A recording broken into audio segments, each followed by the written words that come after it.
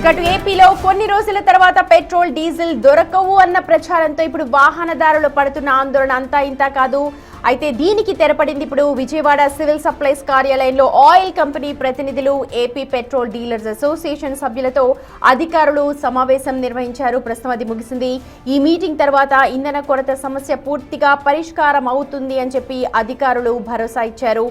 Association రాష్ట్ర అధ్యక్షుడు గోపాలకృష్ణ నిల్వల పరిస్థితిని అధికారులకు ఎక్స్ప్లెయిన్ చేశారు. ఎక్కడా కూడా పెట్రోల్ బంకులు డ్రై అవుట్ కాకుండా చూడాల్సిన బాధ్యత పూర్తిగా ఆయిల్ కంపెనీలదేనంటూ సివిల్ సప్లైస్ అధికారులు కూడా స్పష్టం చేశారు. అంతేకాదు గత ఏడాది ఏప్రిల్ అమ్మకాలతో పోలిస్తే ఈసారి అదనంగా మరో 10% సరఫరాను పెంచాలని కీలక నిర్ణయం కూడా తీసుకున్నారు.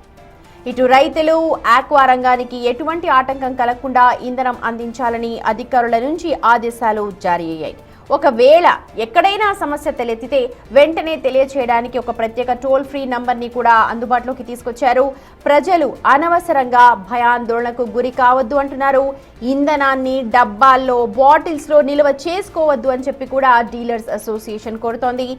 ఈ సమావేశానికి సంబంధించిన పూర్తి డీటెయిల్స్ అందించడానికి మా ప్రతినిధి రాజేష్ సిద్ధంగా ఉన్నారు. రైట్ రాజేష్, మనం చూస్తున్నాం గత కొద్ది రోజులుగా పెట్రోల్ డీజిల్ ఏపీలో దొరకదేమో, అందుబాటులో ఉండదేమో అంటూ చాలా మంది డబ్బాలలో కనిపించిన డబ్బాలంతా కూడా పెట్రోల్ డీజిల్తో నింపేసుకుంటూ వెళ్ళిపోతున్నారు. కానీ అలాంటిది ఏమీ లేదు అని చెప్పి ఇవాళ జరిగిన మీటింగ్ తర్వాత తెలుసుకుంటూ ఉన్నారు. ఒకసారి డీటెయిల్స్ ఏంటి, ఏం చెప్తున్నారు, ఇంకా ఇతర డీటెయిల్స్?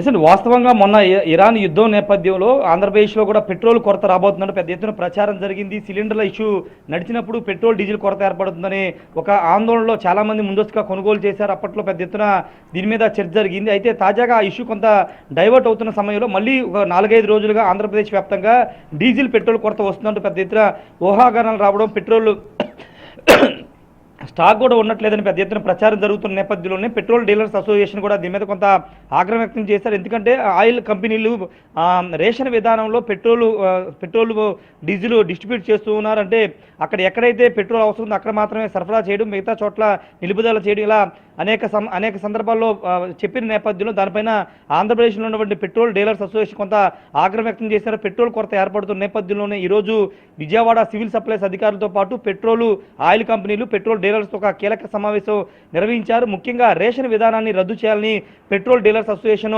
ఆయిల్ కంపెనీలు కోరాయి. ఎందుకంటే రేషన్ విధానం కారణంగా చాలా చోట్ల ఇబ్బంది పరిస్థితులు ఏర్పడుతున్నాయి.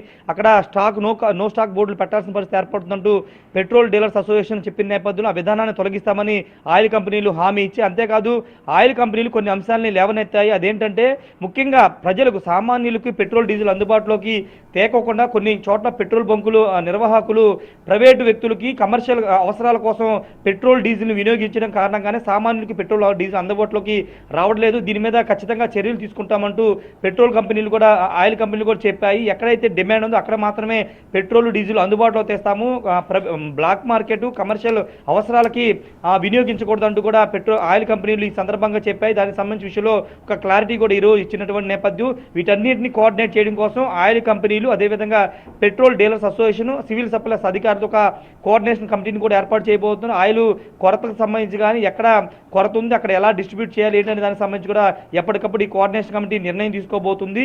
వాటితో పాటు నిన్న ఒక అంశాన్ని పెట్రోల్ డీలర్స్ అసోసియేషన్ ప్రధానంగా ప్రస్తావించారు. అమరావతిలో కొన్ని వేల కోట్ల నిర్మాణ పనులు జరుగుతున్నాయి. అక్కడ పనులకి కావాల్సినటువంటి డీజిల్ కానీ పెట్రోల్ కానీ సరఫరా ఇవ్వలేకపోతున్నామన్న ఒక అంశాన్ని కూడా లేవనెత్తిన నేపథ్యంలో ఈరోజు ఆ అంశం మీద కూడా చర్చకు వచ్చినట్టు తెలుస్తుంది. ఖచ్చితంగా అక్కడ ఉన్నటువంటి డిమాండ్ తగ్గట్టుగా సరఫరా చేయడానికి సిద్ధంగా ఉన్నామంటూ ఆయిల్ కంపెనీలు కూడా చెప్పినటువంటి నేపథ్యం. ఏదేమైనప్పటికీ ప్రజల్లో ప్యానిక్ సిచ్యువేషన్ అయితే తీసుకురావద్దు, ప్రజల్లో భయాందోళనకు గురి చేసే విధంగా ఆయిల్ కంపెనీలు కానీ, ఆయిల్ కంపెనీ ప్రతినిధులు కానీ పెట్రోల్ డీలర్స్ వ్యవహరించొద్దంటూ ఆయిల్ కంపెనీలు, అదేవిధంగా సివిల్ సప్లైస్ అధికారులు అయితే చెప్పడం జరిగింది.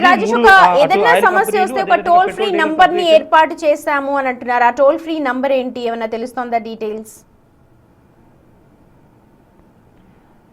ఈ రోజు జరిగిన సమావేశంలో టోల్ ఫ్రీ నెంబర్ ఏర్పాటు చేయాలని నిర్ణయించుకున్నారు. సివిల్ సప్లైస్ అధికారులు దానికి సంబంధించినటువంటి ఆ టోల్ ఫ్రీ నెంబర్ని అనౌన్స్ చేసే అవకాశం కనబడుతుంది. ఈ రోజు సమావేశంలో నిర్ణయం తీసుకున్నారు కాబట్టి సాయంత్రం లేదా రేపు దానిపైన ప్రకటన వచ్చే అవకాశం ఉంది. ఆ టోల్ ఫ్రీ నెంబర్ కూడా అనౌన్స్ చేసే అవకాశం కనబడుతుంది. ముఖ్యంగా పెట్రోల్ డీజిల్ కొరత ఇష్యూస్ ఉన్న వాళ్ళందరూ కూడా ఆ టోల్ ఫ్రీ నెంబర్కి ఫిర్యాదు చేయొచ్చు అంటూ కూడా అధికారులు స్పష్టం చేశారు. అయితే ఇక్కడ కీలకమైన అంశం ఏంటంటే పెట్రోల్ బంకు నిర్వాహకులు కీలకంగా వ్యవహరించాల్సిన అవసరం ఉంటుంది. అక్కడ ఉన్నటువంటి డిమాండ్ ఆధారంగానే ఆ స్టాక్ సంబంధించినటువంటి విషయాలు కానీ కానీ లేకపోతే ఆర్డర్ పెట్టుకోవడం విషయంలో కానీ వ్యవహరించాల్సి ఉంటుందని కూడా పెట్రోల్ సంబంధించిన డీలర్స్ కూడా చెప్పడం జరిగింది.